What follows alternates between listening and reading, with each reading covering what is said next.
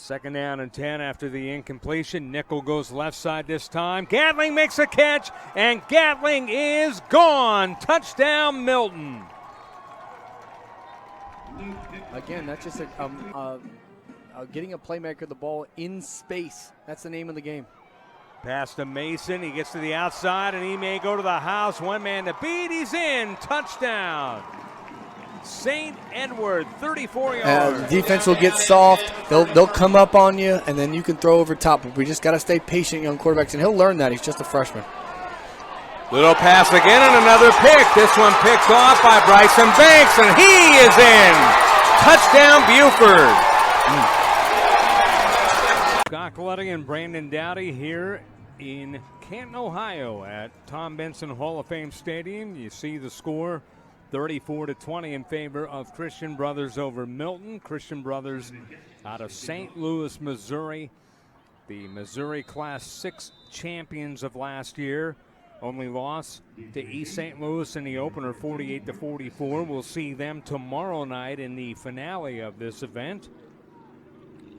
Milton 0-1. They were runners-up in the 7A championship game to Collins Hill last season. And here comes the run back as it's Mark Esley II getting near the 20. Extracurricular activity, flag now thrown away from the 40. A little frustration on the Milton side here. They got to get their composure back and understand that there is no possession in football where you can get 14 points. You just need to be able to execute at a high level. Do not have the dead ball penalties, the pre-snap penalties, the post-snap penalties. They're going to kill you when in the crunch time. No, you're right about that. And the key is to score as quickly as you can and just let things happen, as opposed to, like you said, try to go for that 14-point play, which we all wish it existed, but it doesn't, Brandon. It does not, and it does not exist. You just got to stick with the game plan. As a young quarterback, just take what the defense gives you. Don't get impatient. That's when you start getting those turnovers. You start forcing that ball down the middle of the field especially. Motion man with Nave going to the left side, top of your picture. Moskowitz switches to the left of Nickel. Clock is stopped, so no rush.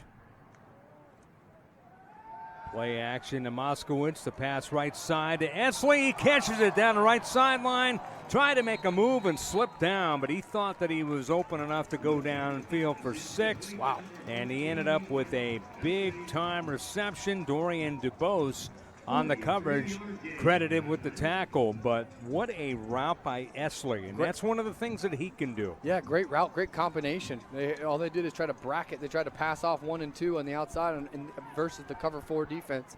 Had a little bit of miscommunication, hit him for a big play. Esley again.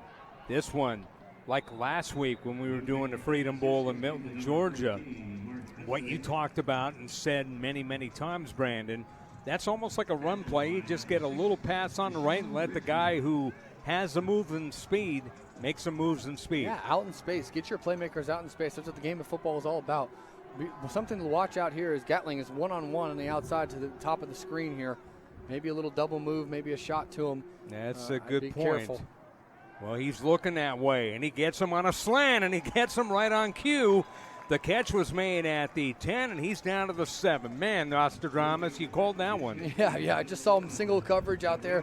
Your best receiver, he doesn't. When he gets single coverage, a young quarterback just got to identify that. Your best player, Nickel, does a good job staying in rhythm, gives him an accurate ball in traffic. That's a big-time catch by Gatling here, showing off his array of talent. The infamous number 40, who was not put on the roster. The PA announcer doesn't have his name either. We wish we did, but he's had a heck of a game on defense.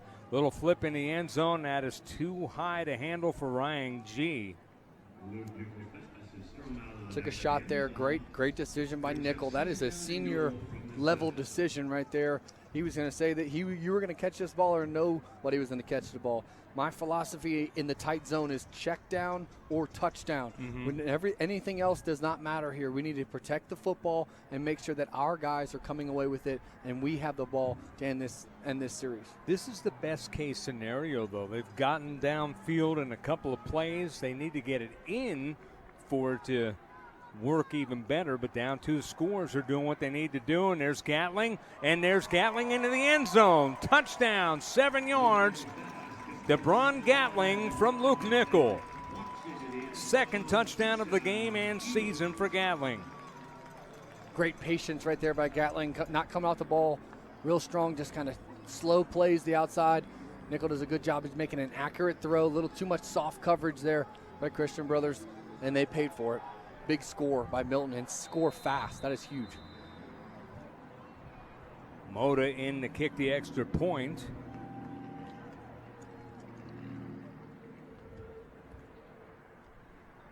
Kick by Moda is good. 8:44 to play. We are in the 4th quarter. We've got a good one. It is 34-27 in favor of Christian Brothers out of St. Louis, Missouri, over Milton of Georgia. Freedom Bowl 2022 from Flow Football. Canton, Ohio here, Tom Benson Hall of Fame Stadium. It is the Freedom Bowl Hall of Fame version here in Canton, Ohio. Scott Galetti, Brandon Dowdy. And I'll tell you, Brandon, we have 8:44 to go on the clock in the 4th quarter. Milton down 2 scores, doing what they needed to do. You said don't go for the 14-point play, but they did go for a quick drive. Yeah, they did a great job, and you get an onside kick here, almost got that. But no, seriously, they did a really good job executing on that game plan. They had a really good hot script, I like to call that, where they just got guys open. Nickel did a good job of driving them down the field. But I tell you what, Scott, this tells you a lot if you're a head football coach for the Milton Eagles about your team. That no matter what, they're at the scoreboard watching. They're looking to make plays when the plays present themselves, and I'm very encouraged by that drive. That's a big drive for them. Alex Morris retrieving that onside kick.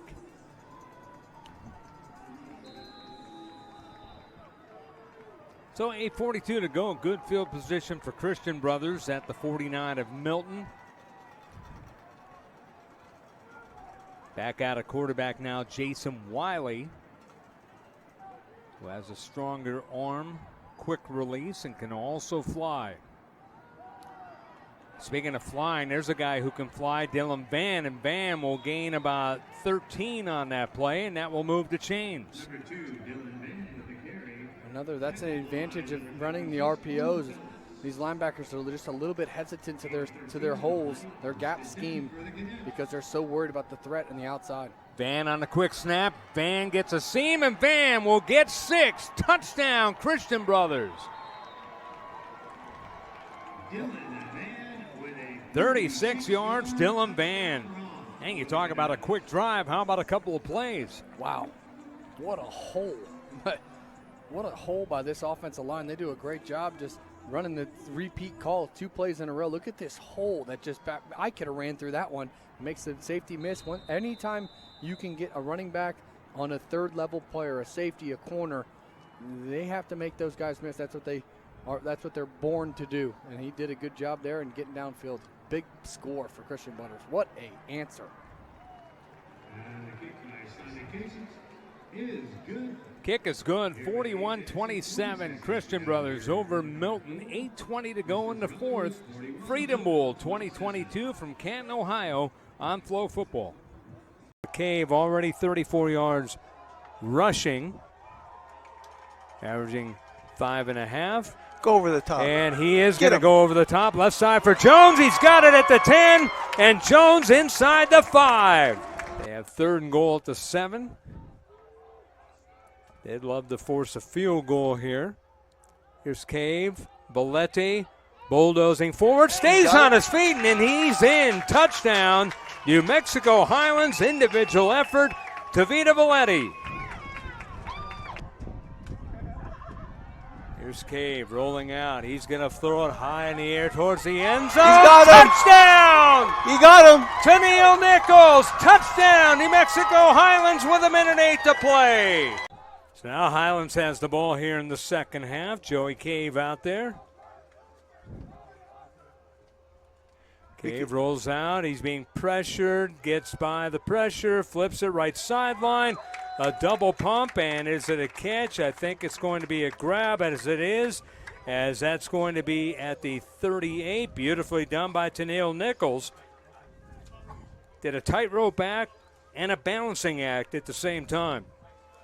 Right after that double penalty for unsportsmanlike conduct, Coach Kurt went up to his defense and had a very spirited conversation, Scott. Oh, he can get spirited.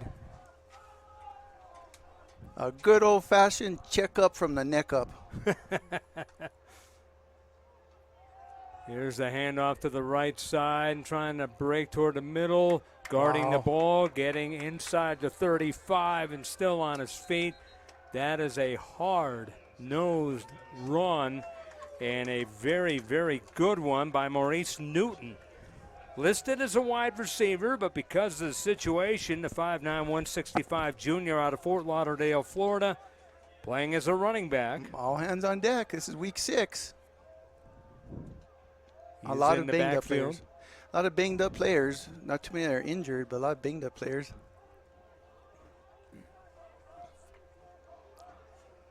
Galetti in the backfield. Galetti gets a carry. Wow, what a push. He pushed and pushed again, What a and he push. gets the first down, or at least close. He's going to be very close to the first down inside the 25. That was just individual effort by him and effort by the lineman ahead of him doing the dirty work. Oh, yeah, he just kept his feet going. He was not going to go down. Wow.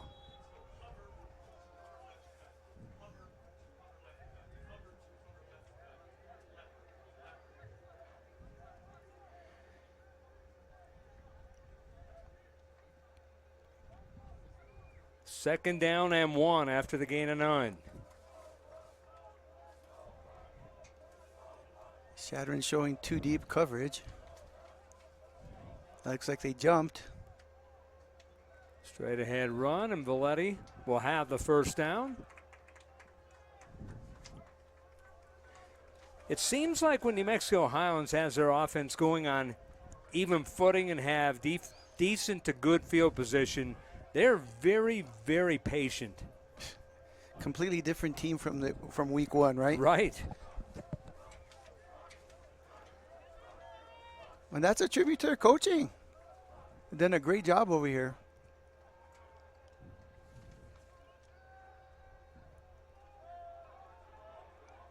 Running to the right, navigating and getting another good gain is Maurice Newton, the wide receiver at running back.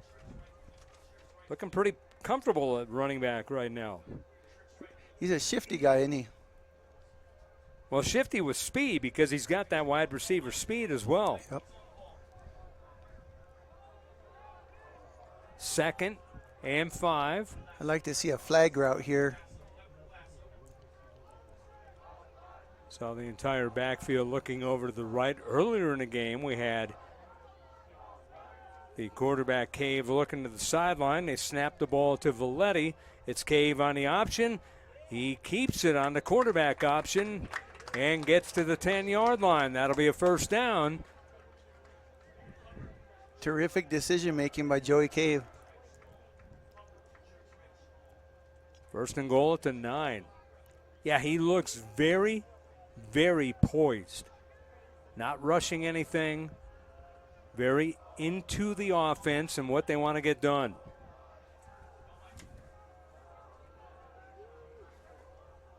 Newton and Galetti in the backfield. It's Newton breaking to the outside, trying to utilize that speed, but another guy who had speed said, you're not going anywhere, as that was an outstanding defensive play by Hunter O'Connor. I think you've mentioned that name a couple of times today. Yep, the returning All-American. Keona Benally's been really holding his ground with them all game long. He just missed his block on him that particular play. Second down and goal at the 9.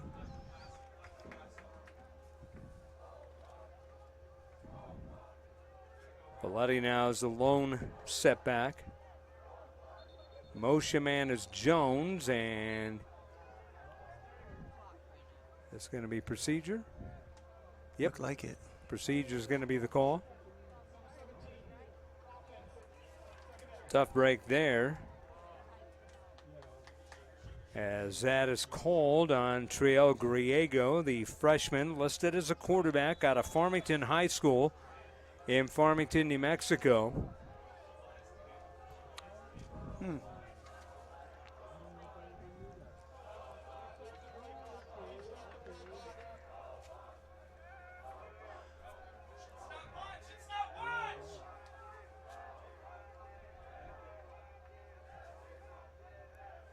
Nichols went out to the outside to a slot. He was bunched up.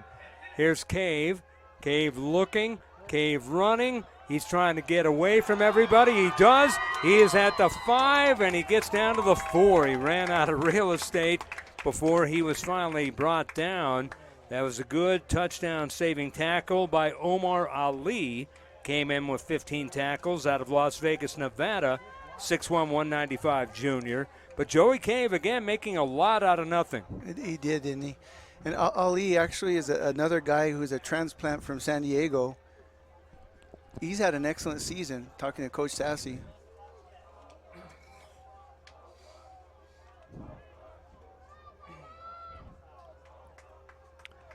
Third and goal. Cave looking, gonna flip it to the right side, getting towards the pylon and in. He's in. Touchdown. New Mexico Highlands, Caden Walden. Perfect pass, perfect execution, and Walden was not going to be denied. No, you could tell just the way he was running. And now we'll see what Highlands does. They had a couple of 2-point conversions missed.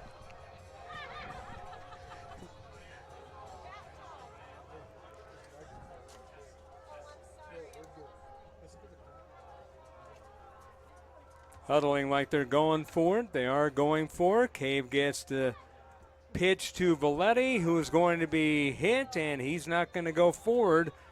And it's stalled again, so they're stuck on 18. Mexico Highlands 18, Chadron State 10 on the RMAC Network. Roddy on the base on Miller. Trying to answer here. He gets him in the air, forces it up off the mark. Roddy fighting for the rebound and scores. He is fouled. How about Roddy? Roddy says, hey, let me introduce myself. I was the runner-up for Mr. Minnesota and Mr. Minnesota basketball. How do you do? And a double team. They tip it away. They steal it. Hartwell will take a 3. We're tied. Kyrie, a little bit of a quickness right there. Thomas, Blesson Kimball, two-handed slam. Great pass by Kyrie. 42-40 with 14:57 to play. Regulation time. Thistlewood 3, bullseye. Got a mismatch right here on Hill. McKenna against Jaquan, turns a little 10-footer, needed a bounce, didn't get it. Hasbury with a good rebound. He comes the other way Good quickly. pass. Underneath, and there's Jaquan Hill. Wasn't half court right there. Tell you what, Hill was rewarded. He ran the court. Look at that triple team pressure. They get into the hands of Christensen. Left wing, 3 ball. Off the mark. Good rebound by Painter. Slam. Dunk Painter. I'll tell you what a great move. I mean, that was just, I wasn't expecting that. No. On a rebound and a reverse dunk. Painter in the paint. Threw it down. 10-9 Highlands. McLeod. Hasbury, Lamont. Good ball movement. Here comes Hasbury kicking it back out. It's McLeod. Hits the 3. And he's just so confident now with that shot, and just seen earlier in the year he struggled with it.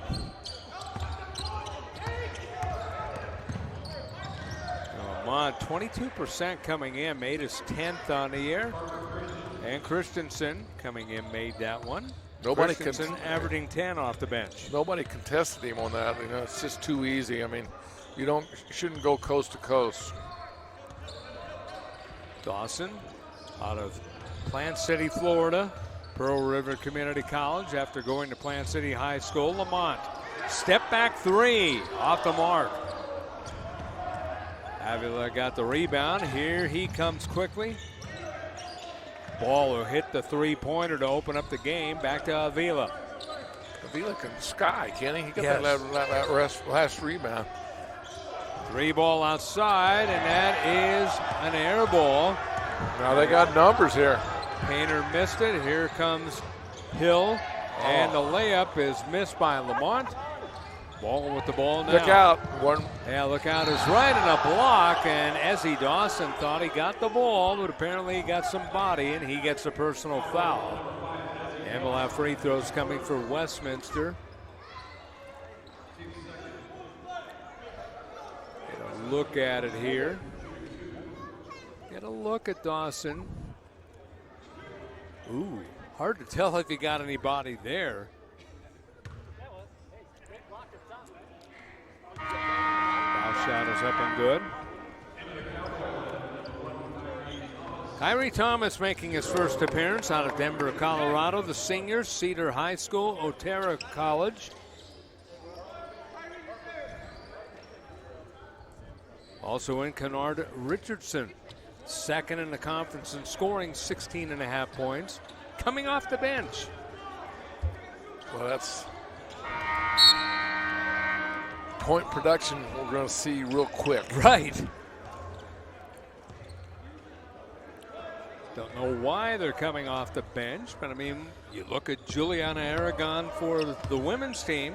She never starts except for second halves. 12:05 to go in the first half. Dawson gives the ball to Richardson. Tried to get it back to Dawson. Got the ball back underneath Ezzy Dawson. Trying to get position, trying to put it up. He had a block, and a foul's going to be called on Painter. Yeah, Painter did make contact. Second foul, and timeout on the court. 11:51 to go in the first half. Tied up at 13 on the RMAC Network. A 13-13 tie here at the John A. Wilson Complex on the campus of New Mexico Highlands University in beautiful and historic Las Vegas, New Mexico. Scott Galetti, Steve Davis, Paul Niawani, our producer-director, Ron Molina, and our camera crew. And so far, so good, seeing an outstanding game. You know, really, like I said, this game, the tempo is a half-court type game. Westminster doing a good job against the press of the Cowboys. Foul shot is made by Ezzy Dawson. One more coming for him. Ezzy averaging 2.8, 20th in the conference at 4.9 rebounds. Just a 38%er. He's 13 of 32 and missed that one. The rebound grabbed by Chase Potter, who is 13th in scoring at 14 points and averaging 4 rebounds a game. Christensen had a block, beautifully done by Dawson. Kyrie Thomas got the ball back and lost it. He looked over at Nathan Hasbury and said, "My bad." 1 point lead for the Cowboys, 11:31, counting down here in the first half. Parker Christensen, Lehigh, Utah, Skyridge High School.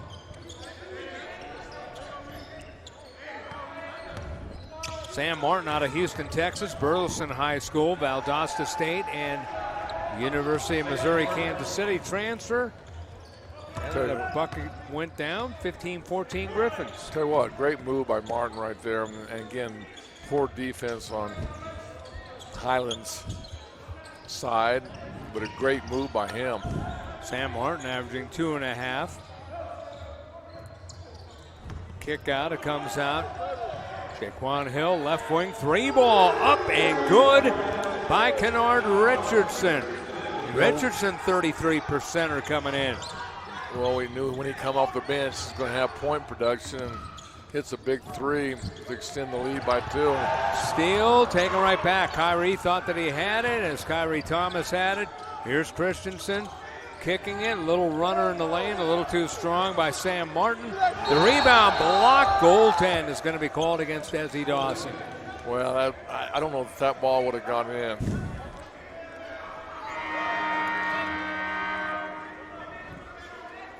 Get another look at it. We'll see if it was going up or not.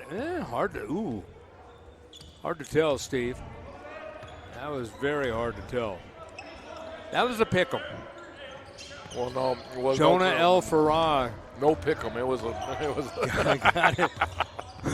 Okay, fair enough. Here's Kimball. Had it knocked away. It comes loose. Richardson for 3 off the mark. Kimball with the tap. Got it into the hands of Hasbury, who scores. I'll tell you what, Kimball and Hasbury had great position. Steal by Kyrie Thomas. Crosses over, and what do they call here? It's going to be a foul on the dribble. That was a lot of action in a second and a half. I tell you what, more than action. That was a steal. That was everything you want as you look at it right there. The steal, he went to the basket, almost got it to go, but they ruled it on the ground, so no shot. That means that Kyrie Thomas will inbound the ball from the right base to the right of us. Pretty good turnout here on a Thursday night. Kyrie Thomas with it. Thomas into Kimball. Kimball on the pull-up, and that's too strong. Potter got the rebound. Here comes Westminster. Down by 2. See if they get. Martin didn't want to take the shot. 3 ball way outside, and that is off the mark by Jack Shamley out of Palos Verdes Estates, California. Palos Verdes High School, a Utah State Eastern transfer, as well as Utah. 19-17 is the score. Cowboys with the lead, but Westminster with the ball again. I mentioned Westminster came in. It was a game that the Cowboys led. Westminster stemmed the tide and ended up winning that game last year, Steve, 75-71. And what they did last year, what they're doing today, playing patient.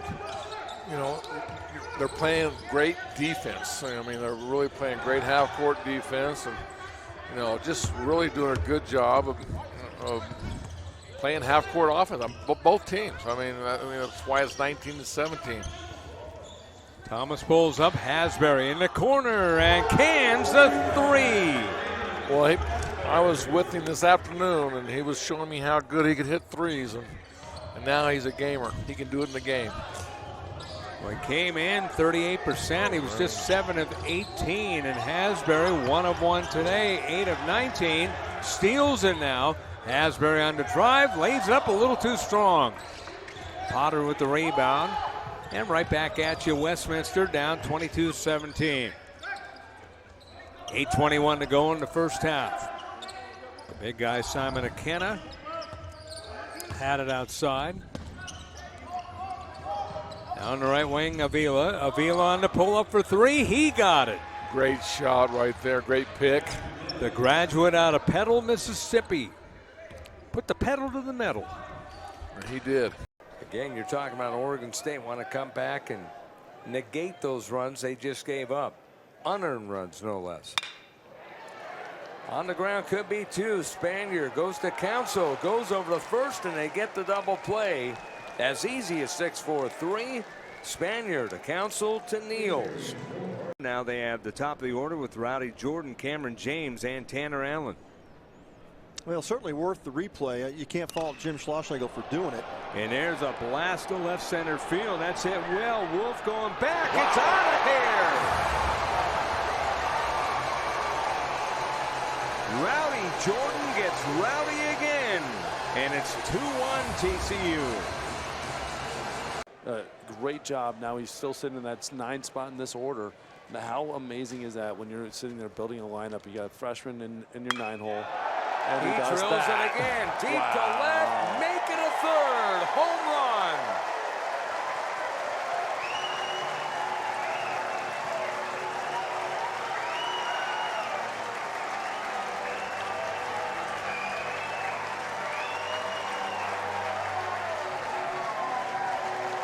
David, he belted one yesterday that I thought was a rocket shot.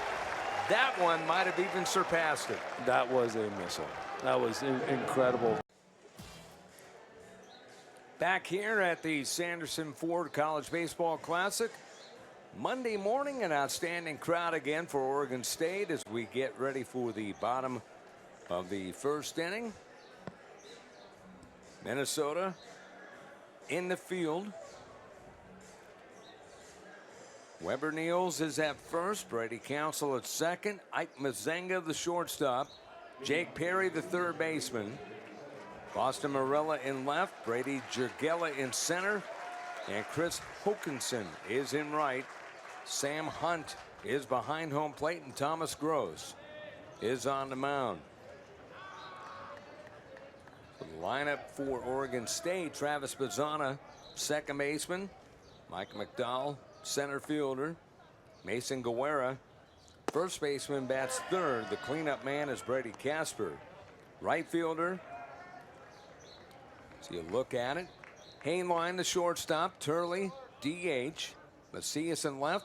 Weber, the catcher. Caraway is the number 9 man, and Bazzana leads off the first inning for Oregon State. Gets a base hit. We should be used to that by now. Nothing new here. We were talking about how many times he led off the inning yesterday. What was it, 4 or 5? Yes, and just crushing the ball. It's just you're waiting. You just want to see what's going to happen. Yeah, you know what's going to happen. You had the number, and it just keeps going. Just never seems to end. It is impressive. Great all-around hitter. Again, we've seen the power. We've seen the finesse. We've seen the base hits. Seen the speed. Drive to left field by McDowell, but having a play on the warning track is Boston Marilla. Even on the outs, sends that for a ride. Looks uncomfortable. You got to work just to get an out against this offense.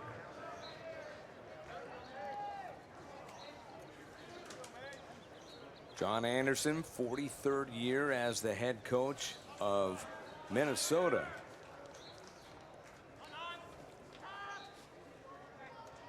Mitch Canham, 4th year at Oregon State. 134-71 is his record. And the one thing, remember, he's kind of cautious, saying, hey, we got a World Series possible team. He just says, hey, we're pretty good. But what he does say, our team, 1 through 9, they can bunt and they can hit it 500 feet over the batter's eye. You know, one thing we were looking at last year, 7 of their 8 best hitters were returning to this offense. That is incredible. That's impressive. Yes, on the college level with the draft and everything else, that is impressive. And they've got a lot of guys who are draftable. Yes, they got a lot of guys, too, that are draftable. That's a line drive up the middle by Guerra for a base hit. Up with the ball is Jergella, stopping at second, Bazzana. Oregon State just hitting the ball extremely hard. Guerra came in 167. No home runs, 2 RBIs, and that'll bring up Brady Casper. A tough out. 4 for 8 in the 3 games coming in. 500, 1 home run, and he's tied with Bazzana for second on the team with 6 RBIs. Gavin Turley has 9 RBIs in 3 games.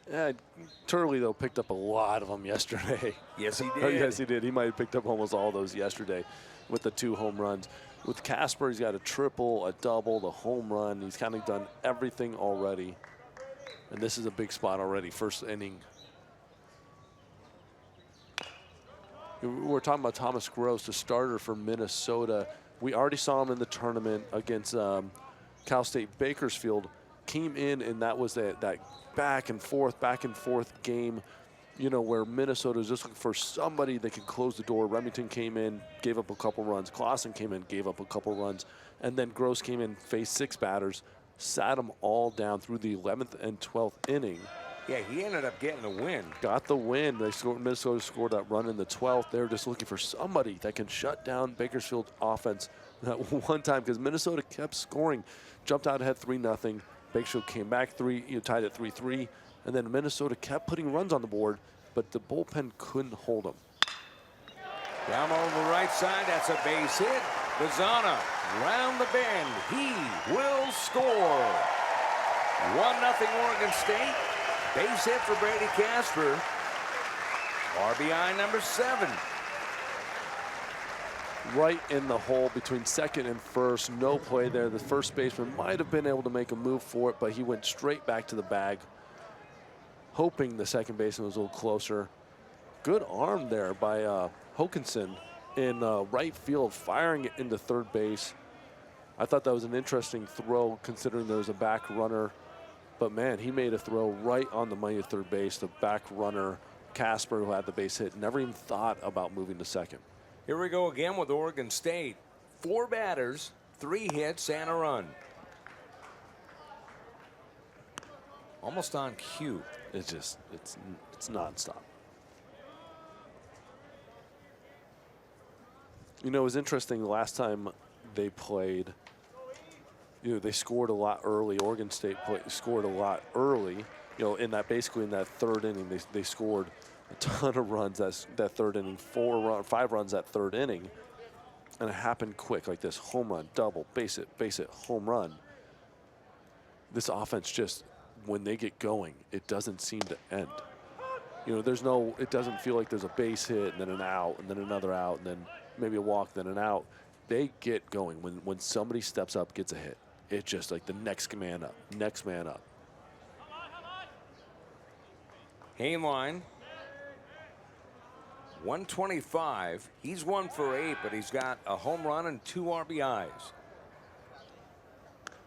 You don't see that very often. The guy 1 for 8 and that 1 a base knock for a home run. He wants to get a part of this. He wants to get more bats, more hits. Got him.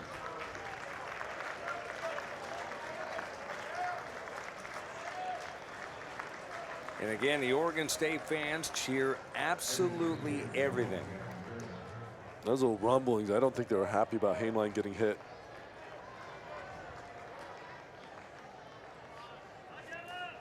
Well, it's also rumbling that they feel like they're waiting for something to happen because of this guy at the plate. The DH, Gavin Turley, 333, 2 home runs, 9 runs batted in. Turley already 4 runs scored. 1 double, 2 walks, 4 strikeouts as we have the meeting at the mound. Turley had a double in his 3rd at bat and a single in his 4th at bat the very first game against New Mexico. And then went 0 for against Minnesota, against this Minnesota team. Had a walk in there, but then really just busted out in the 7th and 8th inning yesterday against Bakersfield. 0 for 3 until that 7th inning home run. And then again, that home run in the 8th. That was his moment for this whole.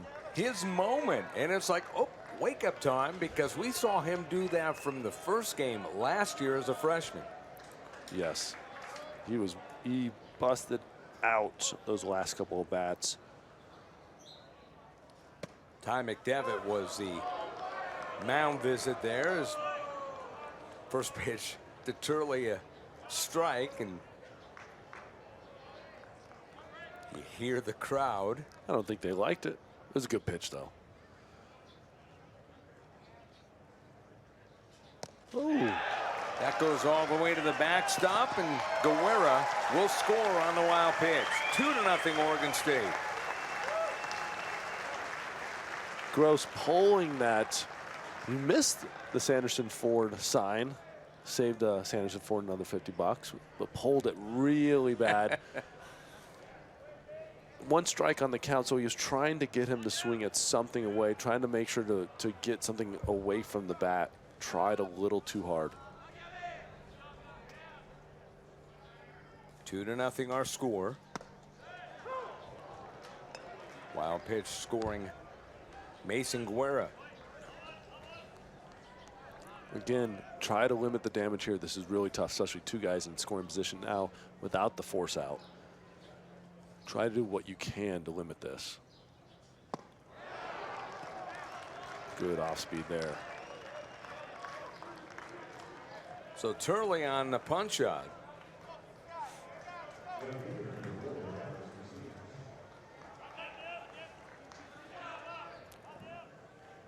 It's kind of unique. I mean, a team that struck out a good number of times last year, but also walked a good number of times, they get angry when they strike out.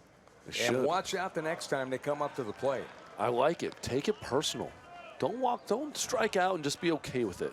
Be angry at yourself. Be angry that you weren't able to produce. Knowing you had 2 guys in scoring position, something in the play gets you an RBI. You should be angry, be frustrated. That shows that they're good players and they care. And I bring that up because we've talked about the adjustments that this team has made.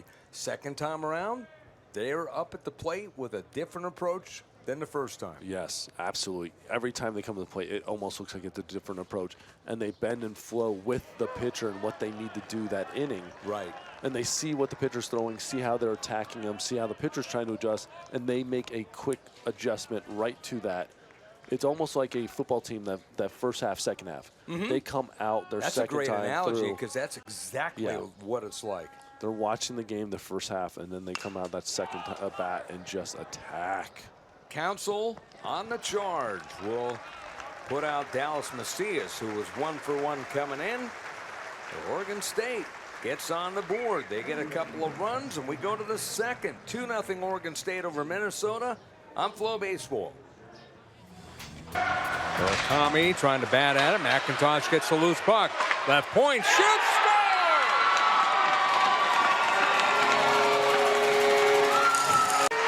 Hunsicker down the right wing side. A burst of speed. Dante Hunsicker shot. And he puts out the hand to say, make some noise. I can't hear you. Hanley lost it up the middle. Here's a shot. Another blocker save by Wallen. As that was a beauty by Bibby, but Wallen robbed him. And here comes Hanley on a break. Hanley shoots, he scores!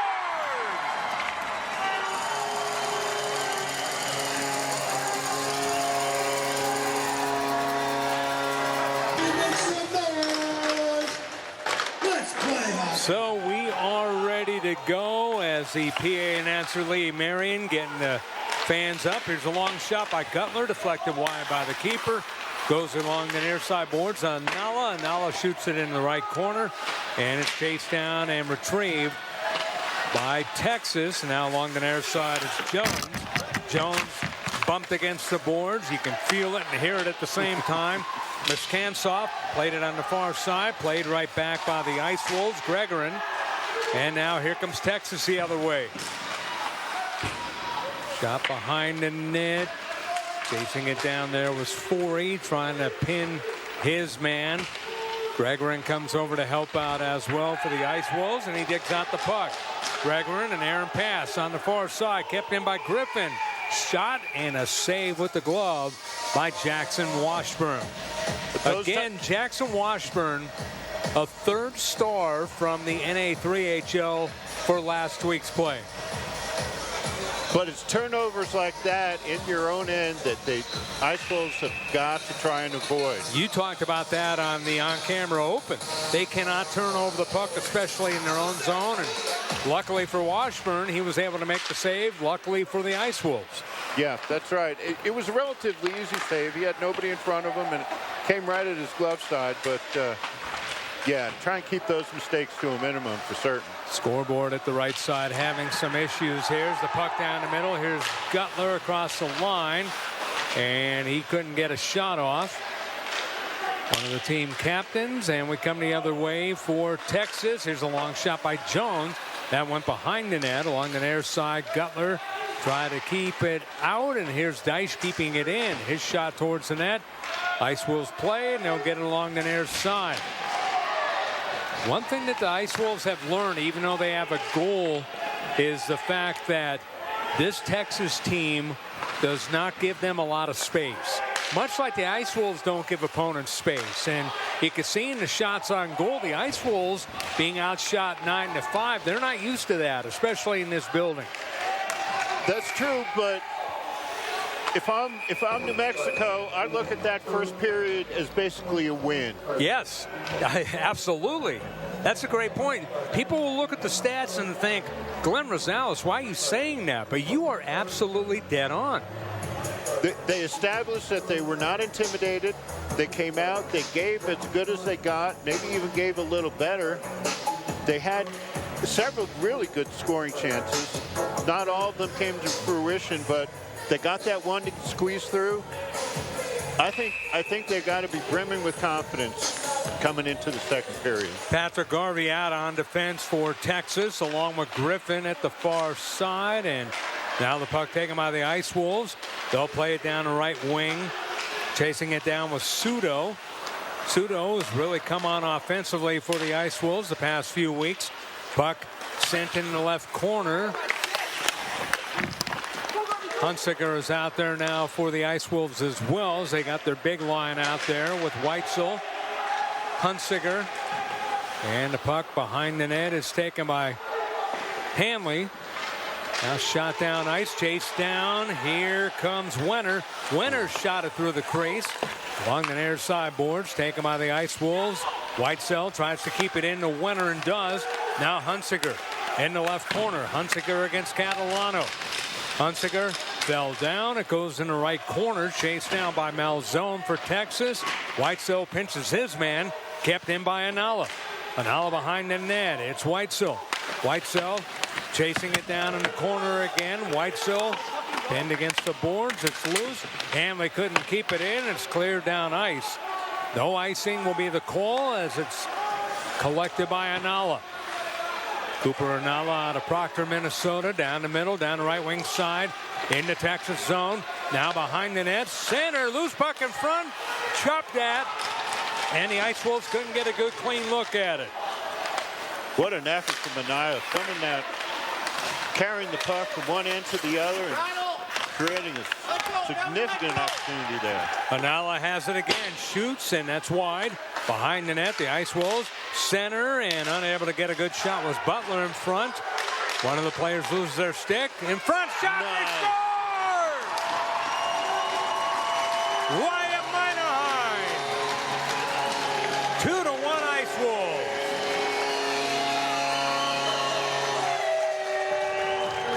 That pass from Gregorin was special, right on the stick. Put him right there in the slot for the shot. Yeah, that was a perfect pass and a perfect shot just past the right shoulder. And Meineheim with the goal. Get another look at it. Perfect pass in front and just got it past the blocker on the left side. The glove side.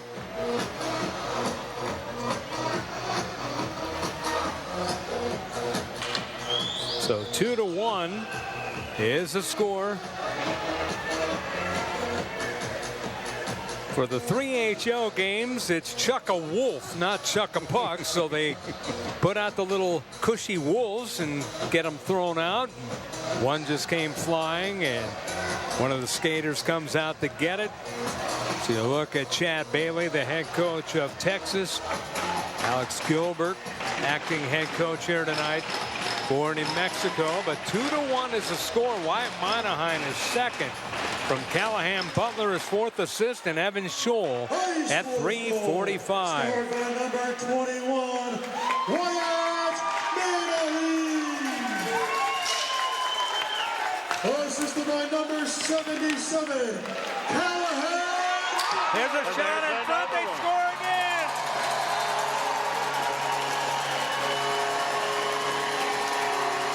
This is the second game I've done, Glenn, where the team didn't wait for the announcement to score another goal. Got to jump on him right away when you got the chance. They're thinking about the last one, and you're putting another one in. Zach Wentworth gets the goal as they fought for it in the corner. Wentworth got the free puck, a backhander, and he got it top shelf just over the left shoulder of the keeper, Romney, who, by the way, only had 6 goals allowed coming in. He's got 3 allowed tonight. They're looking strong. The captain gets in on the action. You got to love that. So Zach Wentworth, they'll list it right now as unassisted at 4:02, getting his third goal and 8th point. All right, now it's important for New Mexico to keep the pressure on. Don't relax. Don't let up on that 2-goal lead. Keep on them. Puck a shot into the Texas zone. Number 77, Callahan Butler. And number 65, Evan Here Stowe. comes Katra. Time that goal, 3:46. Katraba,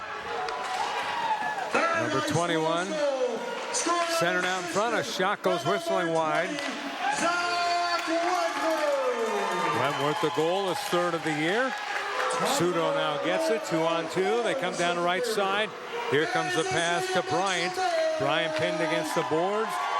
Kept in by Hanley. Hanley left circle, centers in front. Here's a shot on goal.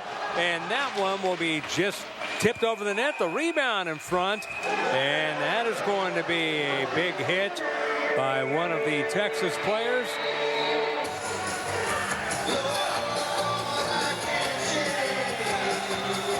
(15-12) to play. 3-1 is the score.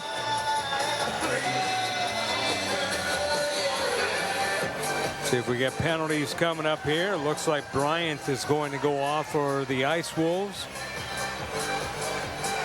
And it looks like a penalty coming up for Texas. It looks like a 2-for-1 here. And if that's the case, we will have a Watt Electric power play. Welcome back here to the pit. Scott Galetti on hand here for the Lobo All-Star Game. And one of the more well-known Lobos here tonight, and there's a bunch of them. Danny Granger, who was with the Miami Heat last year. You know him mostly playing with the Indiana Pacers and, of course, the beloved Lobos. Now he's with the Phoenix Suns. And, Danny, what kind of a process is it in the NBA just to stay in the league, let alone be a star? It's hard. It's really hard. You know, the hardest thing, I mean, once it's hard to make it to the NBA, and once you're there, staying in it is even harder, you know. So I've been very blessed over a decade, and I'm still playing, so I'm enjoying it. Now, when this came about, how long did it take for you to say yes? Oh, immediately. As soon as they called me and they said, we have an alumni game, you know, Danny, can you come? I said, of course I can come. It gave me a reason to come back to New Mexico. My wife from here, so she was happy. She was happy to come back home. So, favorite memory as a Lobo, and I'm sure there's a bunch of them. There's a bunch of them, but probably my favorite one, the year we won the Mountain West Conference tournament, we beat Utah here, and they were ranked really high. They had the #1 pick in Bogut, and we beat them on the home court, and I ran and jumped in the fan stand right there. That's when it was the student section.